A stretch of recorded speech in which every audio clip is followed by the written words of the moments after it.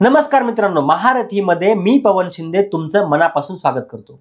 आजचा आपला विषय म्हणजे इम्रान खान यांना तात्काळ सोडा या मागणीसाठी पाकिस्तान येथील इस्लामाबाद येथे एक मोर्चा निघाला आहे। या विषयावर आपण आज चर्चा करणार आहोत। व्हिडिओ चालू व्हायच्या अगोदर मी तुम्हाला काही दृश्य दाखवतो जी मला ट्विटरवरून मिळाली आहेत।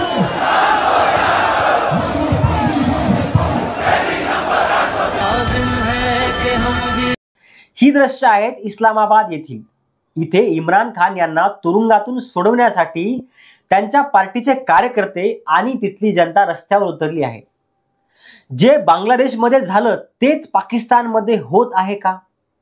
इम्रान खान यांच्यावर भ्रष्टाचाराचे आरोप सिद्ध झाल्यामुळे तिथल्या कोर्टाने त्यांना 3 वर्षाची शिक्षा सुनावली होती आणि मागच्या 1 वर्षापासून इम्रान खान हे तुरुंगवासात आहेत।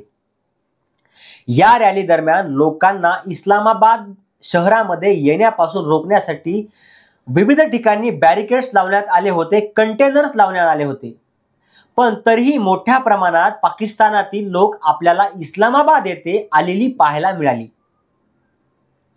आणि त्यांना रोखण्यासाठी तिथे अश्रुधुरांचा वापरही करण्यात आला। काही दिवसांपूर्वी आपण बांगलादेशमध्ये पाहिलं की कशा प्रकारे तिथे सत्ता परिवर्तन झालं। तोच धागा पकडून पाकिस्तानमध्ये या सर्व गोष्टी घडतायत का हे आपल्याला येणाऱ्या काळात कळेलच। पण या अशा गोष्टी होणं लोकशाहीसाठी किती घातक आहे याचा आपल्याला विचार करावा लागेल।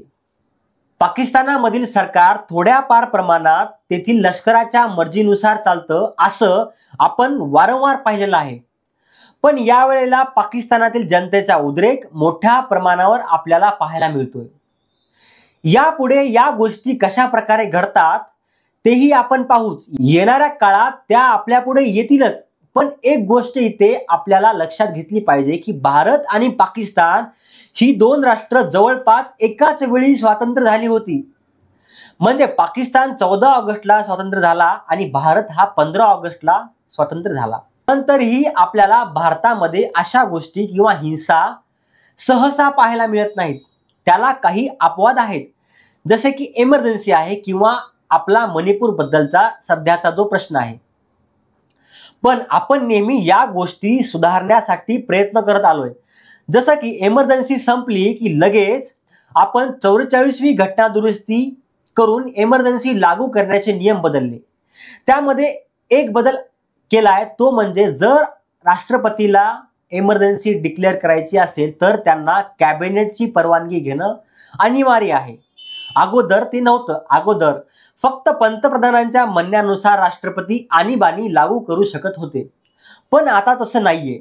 आपण नेहमीच आपल्यामध्ये वेळेनुसार सुधारणा करत आलोय, पण पाकिस्तानमध्ये बऱ्याच वेळेस सत्ता परिवर्तन हे सहज गतीने होताना आपल्याला दिसत नाही।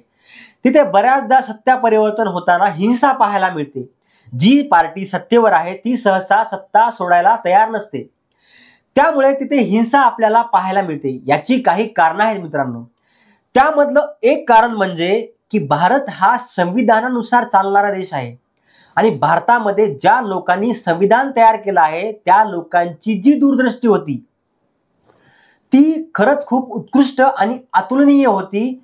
त्यामुळे आणि आपल्या संविधानामध्ये जेवढे आर्टिकल्स आहेत तेवढे आर्टिकल संविधानामध्ये ज्यावेळी आपण ऍड केले त्यावर विस्तृत चर्चा झाली होती आणि सर्व पक्षांचं म्हणणं ऐकून त्यावर तोडगा काढून डॉक्टर बाबासाहेब आंबेडकरांनी आपलं संविधान समता, बंधुता या गोष्टी सामान्यातल्या सामान्य लोकांपर्यंत कशा पोहोचवता येतील आणि भारताला सर्वोत्तम राष्ट्र कसं बनवता येईल या दृष्टीने तयार केलं आहे।